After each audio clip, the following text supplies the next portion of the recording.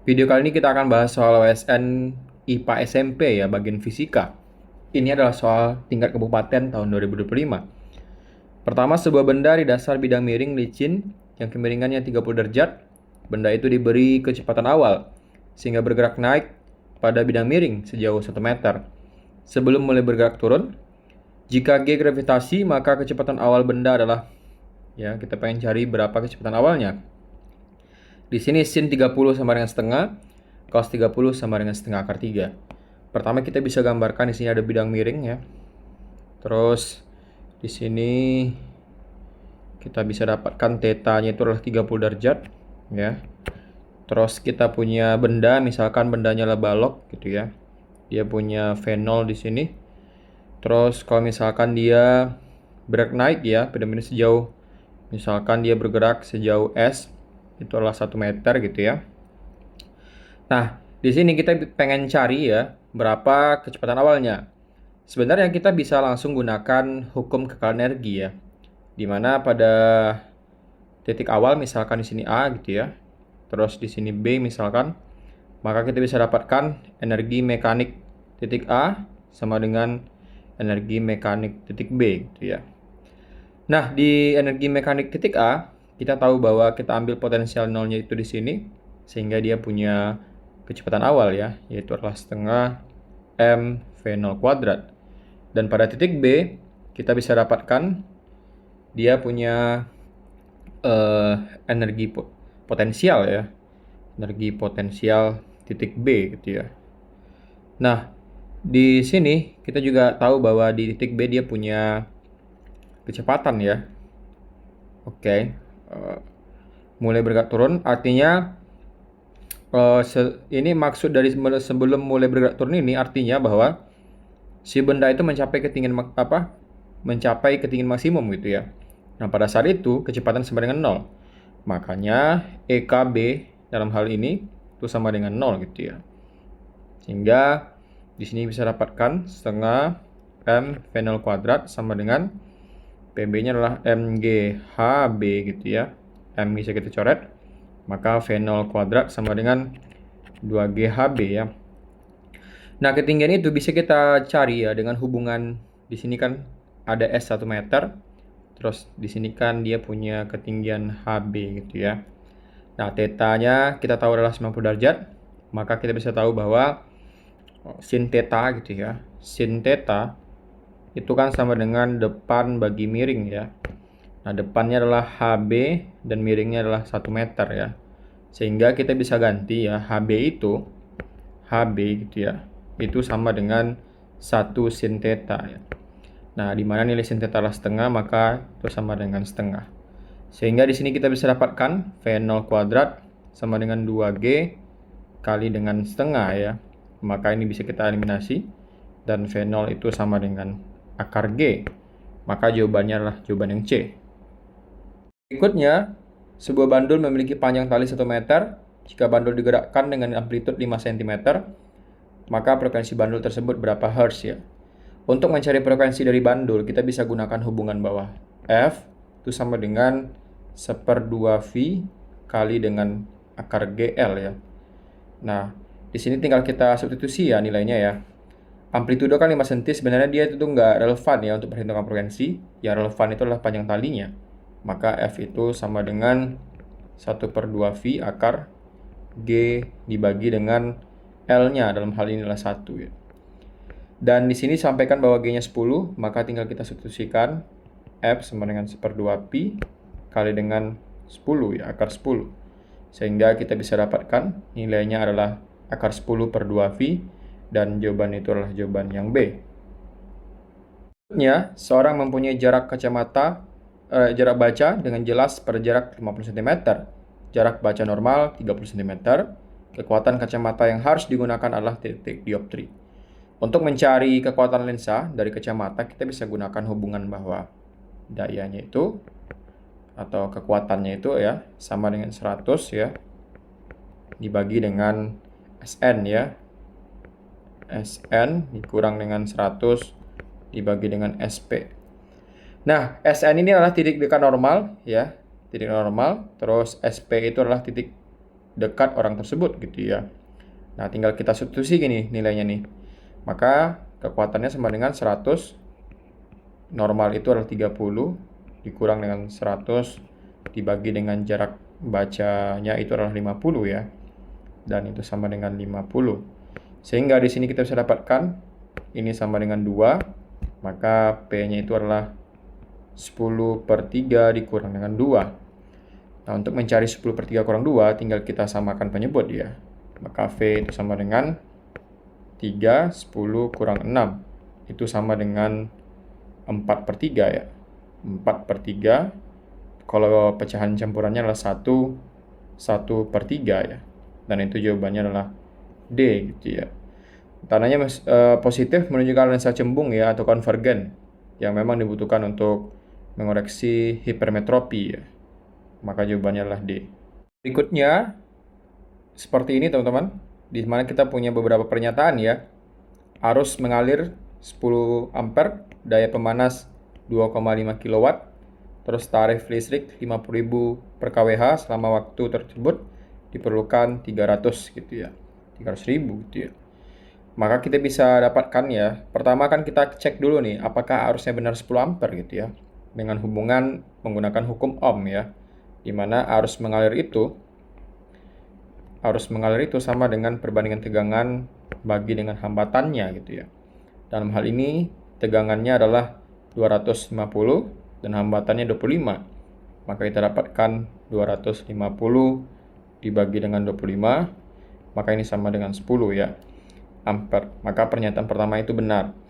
Di sini kita bisa eliminasi untuk pernyataan yang C ya, 2 dan 4 gitu ya. Nah, berikutnya kita bisa dapatkan ya pernyataan berikutnya, daya pemanas sebesar 2,5 kW ya. Nah, untuk mencari daya kita bisa dapatkan hubungan seperti ini teman-teman, bahwa daya itu sama dengan tegangan kali dengan arus. Tegangannya adalah 250 dikali arusnya adalah 10, maka kita bisa dapatkan itu adalah 2500 watt ya. Nah, kalau kita misalkan rubah ke dalam kilowatt, ini sama dengan 2,5 kilowatt. Dan pernyataan kedua itu benar. Sehingga kita bisa dapatkan ini salah. Kita cek dulu nih pernyataan ketiga ya. Kalau misalkan pernyataan ketiga benar, maka jawabannya adalah D. Dan kalau salah itu jawabannya adalah A gitu ya. Nah, energi yang dikonsumsi ya atau KWH-nya kita bisa hitung dengan mengalihkan daya dibagi dengan jumlah jam yang digunakan ya. Maka KWH-nya itu atau energinya itu sama dengan 2,5 ya KW kali dengan 24 ya. Itu H-nya. 24 dikali dengan 2,5 itu adalah 60 kWh gitu ya. Kalau misalkan diberikan informasi bahwa harga per kWh itu adalah 50.000, maka kita bisa dapatkan jumlah biayanya adalah 50.000 dikali dengan 60 ya. 6 kali dengan 30, maka itu sama dengan 300.000 ya. Dan jawaban yang ini disampaikan adalah 300.000, maka jawaban 3 juga benar dan jawabannya adalah D. Kali ini kita akan bahas soal OSN kabupaten untuk IPA SMP ya. Inilah bagian fisikanya. Dua partikel bermuatan dengan jarak R satu sama lain dan terjadi gaya tarik menarik sebesar F. Jika jarak antara kedua muatan dijadikan 3R, maka besar gaya tarik menarik sekarang adalah. Nah, kita harus tahu dulu apa hubungan antara gaya dan juga jaraknya ya. Kalau misalkan kita punya dua buah muatan misalkan, ya di sini kita bisa muatan Q, terus misalkan di sini adalah Q dengan ini positif, ini negatif gitu ya. Maka kita bisa hitung ya berapa gaya tarik menarik antar dua muatan ini dengan menggunakan hukum Coulomb, di mana F yaitu sama dengan K Q1 Q2 dibagi dengan R kuadrat. Artinya dalam hal ini gaya dengan posisi itu dengan jaraknya itu adalah berbanding terbalik kuadrat ya. Nah, kalau misalkan di sini disampaikan bahwa jarak kedua muatan itu jadi 3R, maka kita bisa dapatkan di sini bahwa gaya tarik menariknya itu adalah F aksen gitu ya, itu sama dengan 1/R bagi dengan 1/3R gitu ya, kuadrat. maka kita bisa dapatkan ini jadinya R kuadrat, maka F bagi dengan F aksen sama dengan 1/R kuadrat bagi dengan 1/9R kuadrat ya. R kuadrat kita bisa coret di sini, maka kita bisa dapatkan 1 dikali 9/1 atau F sama dengan 9/1 per F aksen, atau dalam hal ini F aksen sama dengan F dibagi 9 ya. Maka jawaban tepat adalah jawaban yang C. Seorang mendorong meja dengan kecepatan konstan, maka dapat disimpulkan. Nah, kalau misalkan kita lihat opsi, dia tidak mengerjakan atau melakukan gaya, dia jelas salah ya, karena dia jelas-jelas mendorong gitu ya. Nah, berikutnya, jika lantai licin maka usaha sama dengan 0. Nah, kalau misalkan lantainya licin, maka berlaku usahanya itu sama dengan F dikali S ya. Dan dalam hal ini adalah kecepatan konstan, maka dari F kita bisa dapatkan bahwa F sama dengan M kali percepatan. Karena kecepatannya konstan, artinya percepatan itu sama dengan 0. Otomatis F juga sama dengan 0 ya. Maka W juga sama dengan 0. Maka pernyataan yang B itu benar. Sementara jika lantai kasar, maka usaha sama dengan 1,5 kali berat meja. Ini kita tidak dapat menyimpulkan hal seperti ini ya. Karena kalau misalkan lantainya kasar, artinya usaha yang bekerja adalah usaha gaya gesek gitu ya. Berikutnya gaya sebanding dengan massa meja. Ini kurang tepat. Jawabannya adalah jawaban yang B yang tepatnya. Sebuah benda melakukan getaran harmonis sederhana pada pegas vertikal jika getaran memiliki amplitude 20 cm dan periode 0,2 second, maka fungsi getarannya adalah pertama, fungsi dari getaran kita bisa rumuskan itu adalah Y itu sama dengan A sin ya omega T ya. Maka kita bisa dapatkan amplitudonya adalah 20 cm. Kalau kita rubah ke dalam meter itu adalah 0,2. Sehingga ini jadinya 0,2 sin omega T. Kita cek jawaban, maka jawaban yang A dan jawaban yang D itu salah. Berikutnya periode oscilasinya sama dengan 0,2. Maka T itu sama dengan 0,2. Hubungan dari omega dan T kita bisa dapatkan ya, bahwa untuk omega gitu ya, itu kan sama dengan 2πf.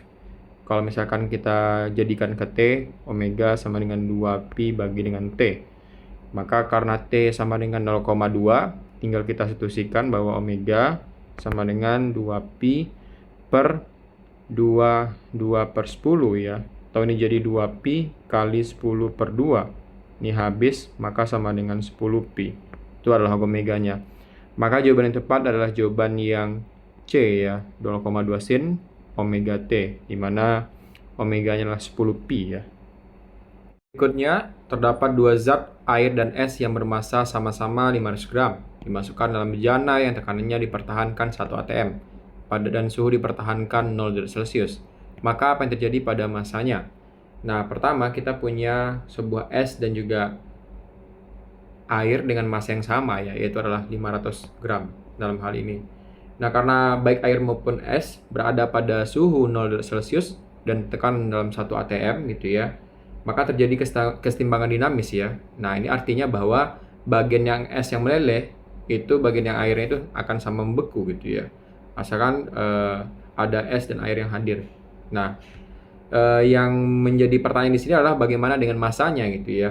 Nah, kita bisa tahu karena suhu dipertahankan 0 derajat Celcius dan juga tekanan 1 atm, maka kita mulai dengan air cair dan es padat tidak akan ada perubahan ya pada massa total massanya gitu ya, baik air maupun es, dan es tidak ada terjadi perubahan bersih pada total massanya ya, karena perubahan fasa kecuali jika kalau ditambahkan atau dihilangkan gitu ya. Nah, jika sistem terisolasi sempurna dan dipertahankan oleh 0 derajat Celcius juga 1 atm, maka massanya akan tetap sama gitu ya. Maka jawaban yang tepat adalah jawaban yang C, 500 gram air dan 500 gram es gitu ya. Berikutnya, sebuah benda diletakkan 10 cm di depan sebuah lensa konvergen dengan jarak fokus 5 cm. Sebuah cermin konvergen dengan fokus 5 cm, terus kali 5 cm di belakang lensa. Bayangan akhir kedua benda, maksudnya bayangan akhir benda terbentuk pada posisi gitu ya.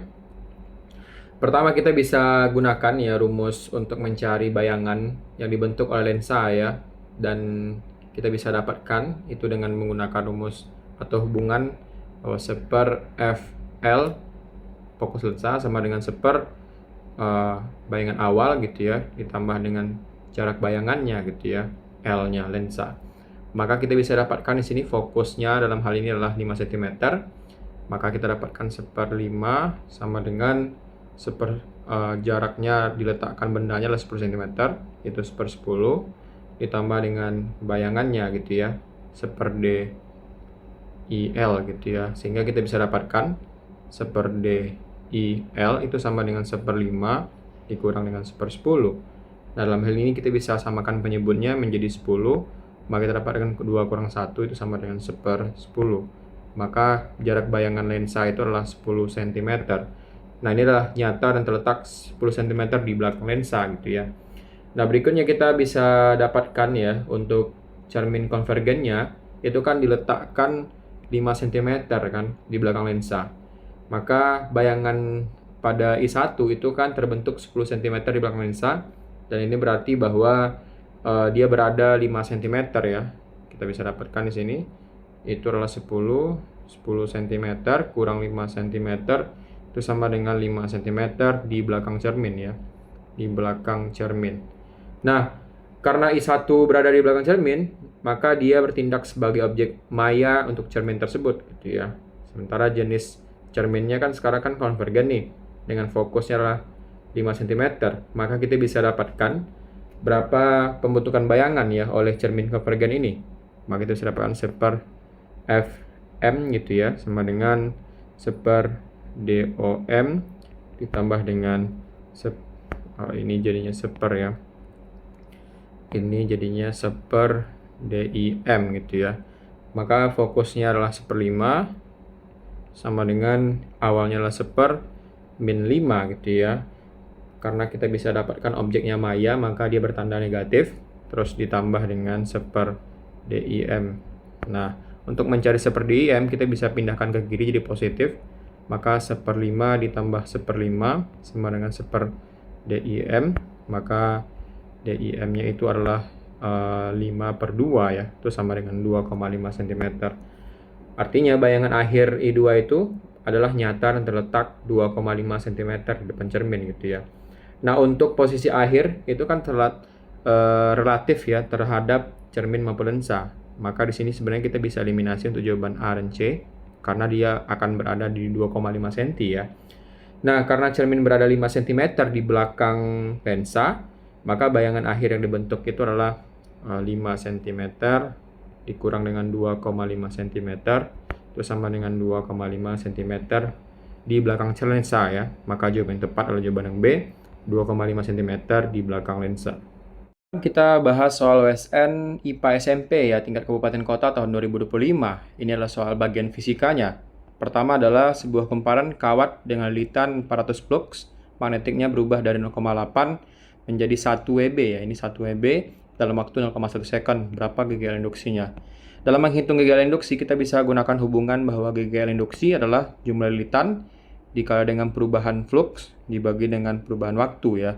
Di sini jumlah lilitannya adalah 400, terus medan magnet flux magnetiknya itu berubah dari 0,8 hingga 1 ya.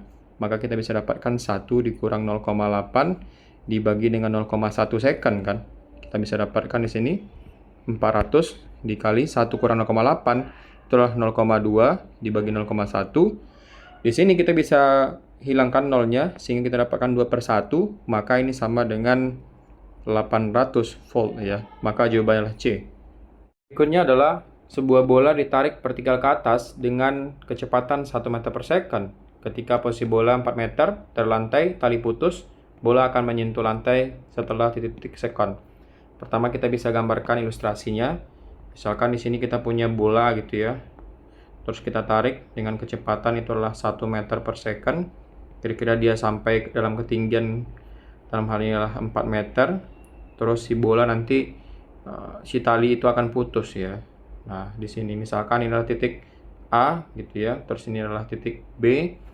Nah, pada saat titik B tali itu putus dan kita ingin menghitung berapa waktu yang dibutuhkan oleh bola itu sampai ke lantai ya. Pertama kita bisa gunakan di sini GLBB vertikal ke atas ya, dimana H sama dengan, atau bisa kita ganti dengan Y ya, atau Y sama dengan V0 kali T dikurang dengan setengah GT kuadrat ya, karena melawan gravitasi.